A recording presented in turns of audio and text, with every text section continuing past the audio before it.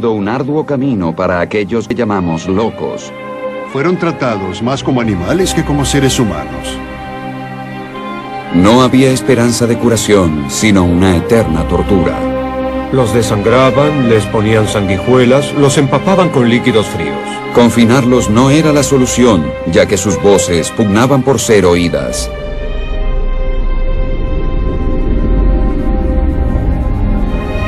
Este tratamiento causa violentas reacciones musculares en todo el cuerpo. Pero surgió una nueva era. ¿La terapia con drogas será finalmente la solución para los enfermos mentales? Locura.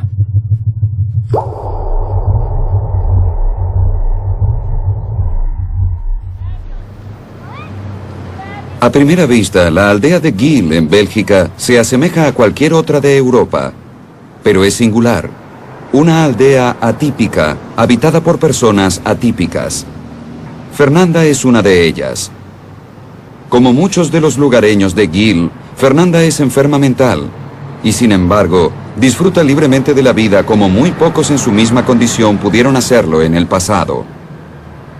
Durante más de 600 años, el pueblo de Geel honró un pacto por el cual cuidarían a sus vecinos menos afortunados. El sistema utilizado, denominado cuidado familiar, está simbolizado por una estatua en la plaza del pueblo. Pero si Fernanda hubiera vivido en otra época, su vida y la plaza del pueblo habrían sido diferentes. Durante gran parte de la historia, las enfermedades mentales no existieron. Eran simplemente locura. Se temía a los enfermos y se los perseguía, y el tratamiento no se diferenciaba de la tortura y el asesinato.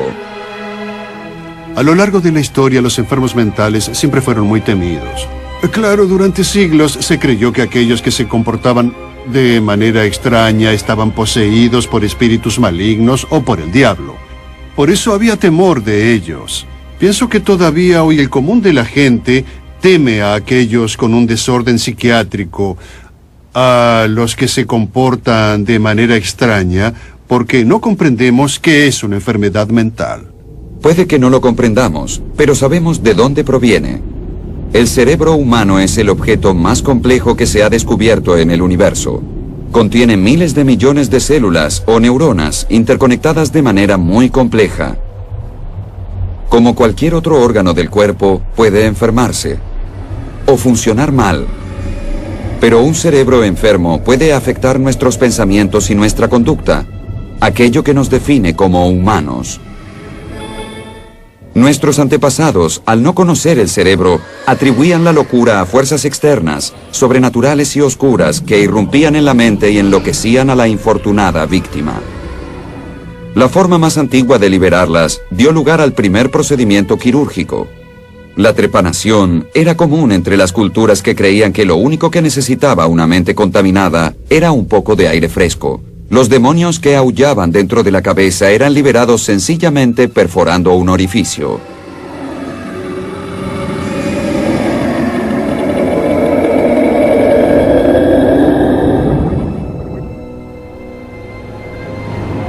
Los antiguos romanos acusaban a los cielos de sus problemas mentales. El término lunático proviene del latín luna. Ellos sabían mucho sobre lunáticos, pues casi siempre había uno en el poder. De todos los emperadores romanos dementes, y hubo muchos, Calígula se destacó.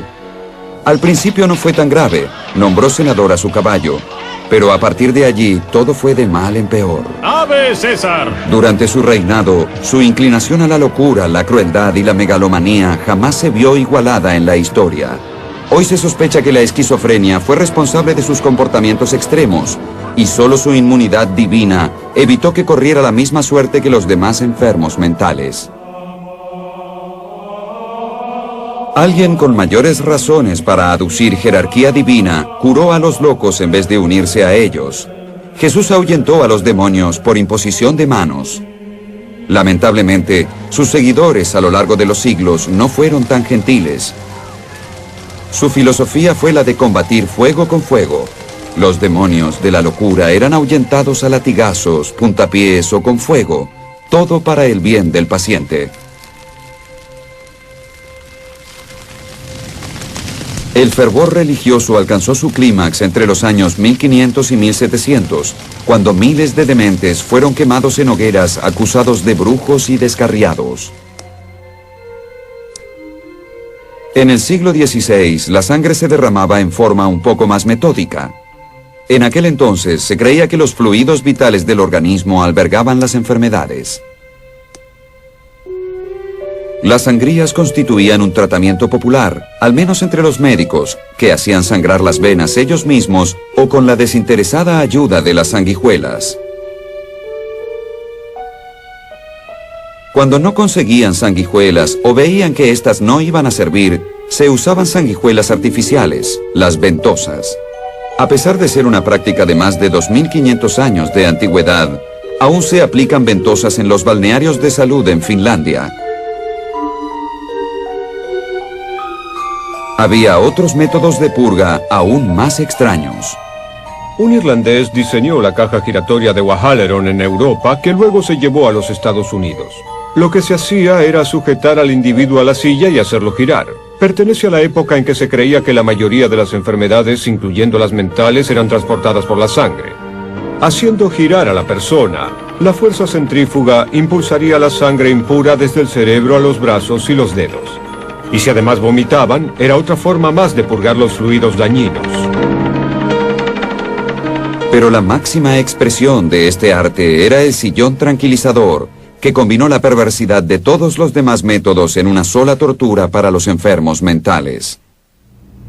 Los amarraban por períodos de hasta 6 meses. Los hacían sangrar, les ponían sanguijuelas, los empapaban con líquidos fríos, les colocaban bolsas de hielo en los pies y les echaban líquidos calientes en la cabeza con la sola idea de volverlos a la realidad. Frente a semejante abuso generalizado, no era de sorprender que un santuario para enfermos mentales tuviera tanto éxito. Durante más de 600 años, Gil es un lugar sagrado para los dementes, y el hogar de su patrona, Santa Dymphna. La historia es un relato de incesto, asesinato y milagros.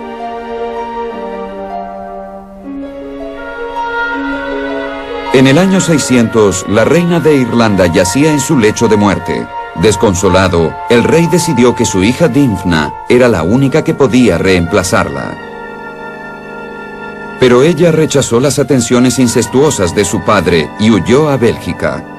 Con los demonios susurrándole al oído, el rey la buscó hasta dar con ella en Gil. Tras sufrir otro rechazo y guiado por el diablo, el rey, ofuscado y demente, decapitó a su hija.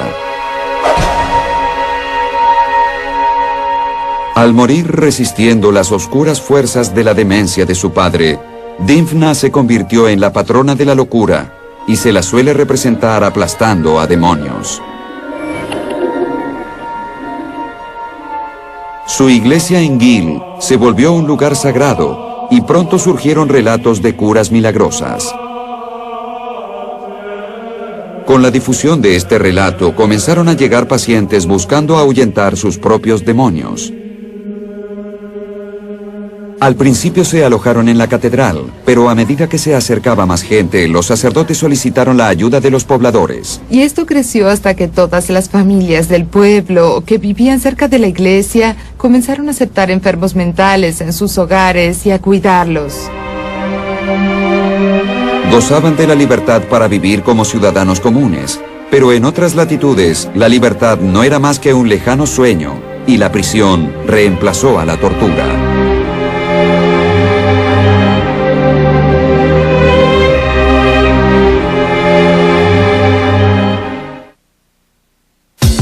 Misterios médicos.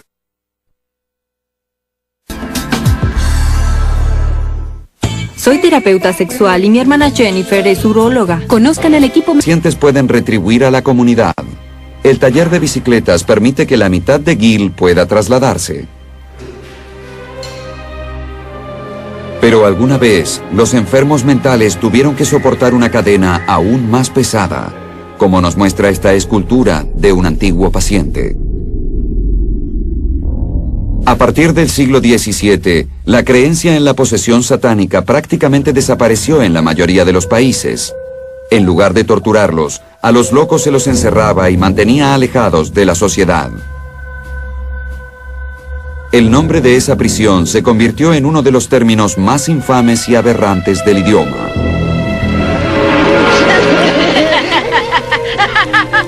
El demonio más aterrador es el que se esconde en la mente humana. Manicomio. El horror en su máxima expresión.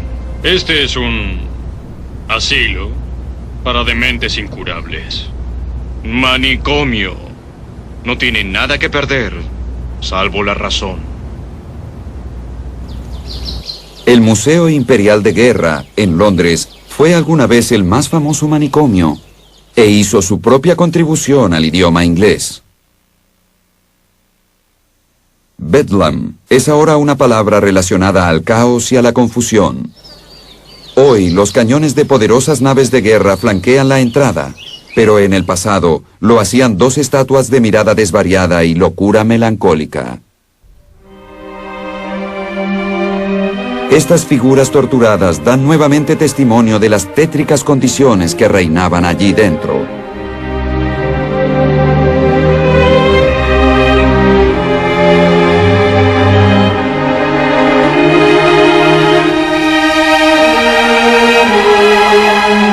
Esto está documentado en un cuadro de 1735 de William Hogarth, El progreso de Rape.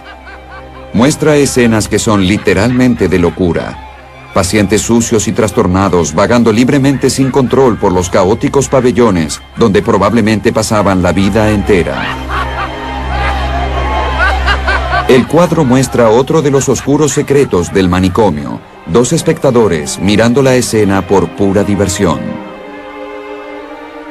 Hace 200 años, en el mismo lugar donde hoy las familias visitan el Museo de Guerra como esparcimiento, sus antepasados recorrían los mismos corredores con idéntico motivo. Los manicomios y sus infortunados moradores eran una forma popular de divertimento para los europeos del siglo XVIII. Los manicomios franceses eran igualmente deplorables. En 1790, el médico Philippe Pinel estaba a cargo de Bicêtre, el hospital para enfermos mentales de París. Lo que vio lo horrorizó.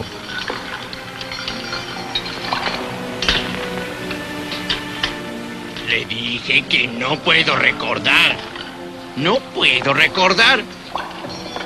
Le dije que no recuerdo. No puedo recordar. ¡Se lo dije! Ante el horror de sus colegas, Pinel ordenó desencadenar a los pacientes y reemplazar los calabozos por habitaciones soleadas y acceso a los jardines del hospital. Fue un hito en el tratamiento de los enfermos mentales. La filosofía de Pinel de tratar a los pacientes con consideración en lugar de crueldad produjo una ola de cambios en la psiquiatría.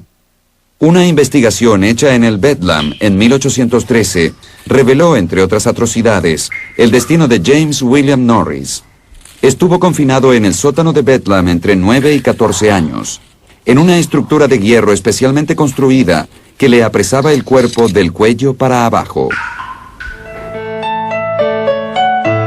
El tratamiento de Norris provocó la indignación por las condiciones en los manicomios. Rápidamente, Europa convirtió estas prisiones en confortables hospitales de recuperación. Este cambio también llegó a América, gracias al esfuerzo de una mujer. Probablemente Dorothy Addicks fue una de las líderes de la reforma de su época. Ella se concentró en reformar las instalaciones en Massachusetts y Connecticut, donde logró vaciar las celdas. Ya no se encadenaban los pacientes a las paredes. A partir de 1800 surgió una nueva concepción de hospital para enfermos mentales y prácticamente se abandonó el término manicomio. Estas inmensas moles eran ciudades autosuficientes, con sus propias granjas, pastelerías y hasta plantas de energía. Pero los pacientes aún tenían pocas esperanzas de recuperación y aunque ya no había cadenas, no hicieron más que cambiar unas limitaciones por otras. En el siglo XIX, cuando surgió la psiquiatría, la gente creía que las enfermedades mentales tenían un fuerte componente biológico en el cerebro, y en realidad no se equivocaron. Pero por aquel entonces la ciencia no estaba desarrollada, no existía la neurociencia y